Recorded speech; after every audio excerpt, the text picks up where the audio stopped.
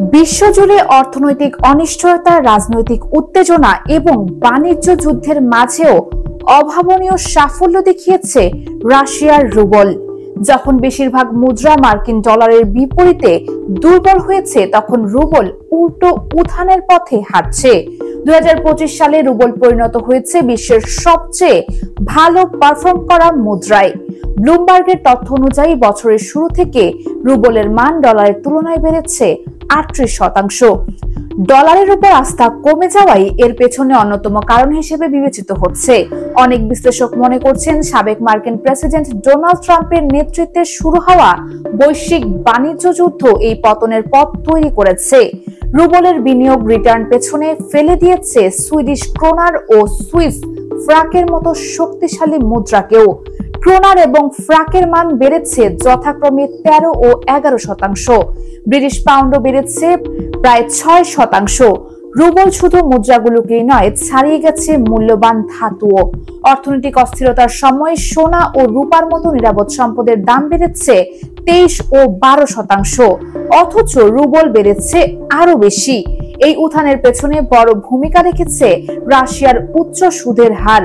দেশটির কেন্দ্রীয় ব্যাংক বর্তমানে 21% সুদ হার নির্ধারণ করেছে, যা মুদ্রাস্ফীতি নিয়ন্ত্রণ এবং যুদ্ধকালীন অর্থনীতি স্থিতিশীল রাখার লক্ষ্যে নেওয়া হয়েছে। এছাড়া রুবলের চাহিদা বাড়াতে কঠোর নীতিমালা অনুসরণ করেছে ক্রেমলিন। বিদেশি কোম্পানির অর্থ সরিয়ে নেওয়ার উপর নিষেধাজ্ঞা, বিশেষ অ্যাকাউন্টে নগদ অর্থ রাখার বাধ্যবাধকতা, সব মিলিয়ে বাজারে রুবলের সরবরাহ সীমিত করে তার মূল্য বৃদ্ধির পথ তৈরি করেছে। যুক্তরাষ্ট্রের লিবারেশন ডে ট্যারিফের কারণে দেশটির প্রায় সব দেশের উপর আমদানি শুল্ক আরোপ করেছে, যার প্রভাব পড়েছে বিশ্ব অর্থনীতির উপর। বড় বড় আর্থিক প্রতিষ্ঠানগুলোর নেতারাও এ নিয়ে উদ্বেগ প্রকাশ করেছেন। জেপি মর্গানের সিইও জেমি ডায়মন্ডের মতে, এই শুল্ক নীতির কারণে যুক্তরাষ্ট্রে মন্দা দেখা দিতে পারে। আর ব্ল্যাকরের সিইও ল্যারি ফিঙ্ক বলেছে, মার্কিন অর্থনীতি ইতিমধ্যেই সংকোচনের মুখে পড়েছে। মর্গান স্ট্যালিনের পূর্বাভাস দিয়েছেন, ইউরোর তুলনায় ডলারের মান আরো কমতে পারে। ইতিমধ্যে ইউরো ডলারের বিপরীতে 9% বেড়েছে। তবে ওয়াল স্ট্রিটের কিছু বিশ্লেষক এখনো ডলারের পতনকে তেমন গুরুত্ব দিচ্ছেন না।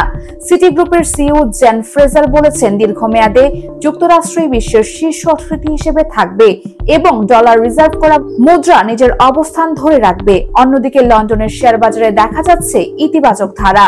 ট্রাম্পের এক ঘনিষ্ঠ সহযোগীর মন্তব্য অনুযায়ী যুক্তরাজ্যের সঙ্গে এক চমৎকার বাণিজ্য চুক্তির সম্ভাবনা রয়েছে। এই বক্তব্যের পর পাউন্ডের মান বেড়েছে।